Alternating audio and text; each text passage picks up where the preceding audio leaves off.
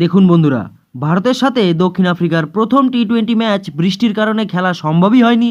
আর দ্বিতীয় টি-20 ম্যাচে রিঙ্কু সিং তার জলবাও দেখায়। রিঙ্কু সিং দ্বিতীয় টি-20 ম্যাচে দক্ষিণ আফ্রিকার বিরুদ্ধে প্রথমবার টি-20তে নিজের ধোঁয়াধার হাফ সেঞ্চুরি পূরণ করে। শুধু তাই নয় বন্ধুরা, রিঙ্কু সিং দ্বিতীয় টি-20 ম্যাচের 19তম ওভারে পরপর দুইটি লম্বা ছয় মারে, যার মধ্যে একটি ছয় নিউজ রুমের ড্রেসিং রুমের কাছে গিয়ে লেগে কাঁচ ফাটিয়ে দেয়। তবে রিঙ্কু সিং এর এই খাটনি একদমই কাজে লাগেনি ভারতের, কারণ বৃষ্টিতে ম্যাচ 15 ওভারের করে দেওয়া হয় আর সাউথ আফ্রিকা সেই ম্যাচ খুব আরামেই নিজের কবজায় করে নেয়। আর দ্বিতীয় টি-20 ম্যাচ এমন একটি স্টেডিয়ামে রাখা হয়েছিল যার নামই আমি উচ্চারণ করতে পারছিলাম না। তবে আজ ভারতের সাথে দক্ষিণ আফ্রিকার তৃতীয় টি-20 ম্যাচ জোহানেসবার্গ স্টেডিয়ামে রাখা হয়েছে।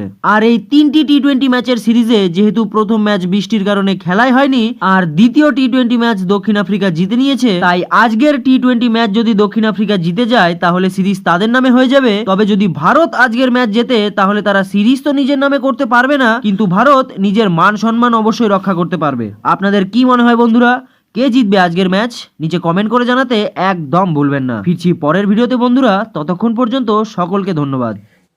স্পোর্টস জগতের সব রকম ছোট বড় নিউজ পাওয়ার জন্য আমাদের চ্যানেলটিকে সাবস্ক্রাইব করুন এবং পাশে থাকা বেল আইকনটি দাবাতে একদম ভুলবেন না। এই চ্যানেলে স্পোর্টস জগতের সমস্ত রকম খবর পাবেন সবার আগে।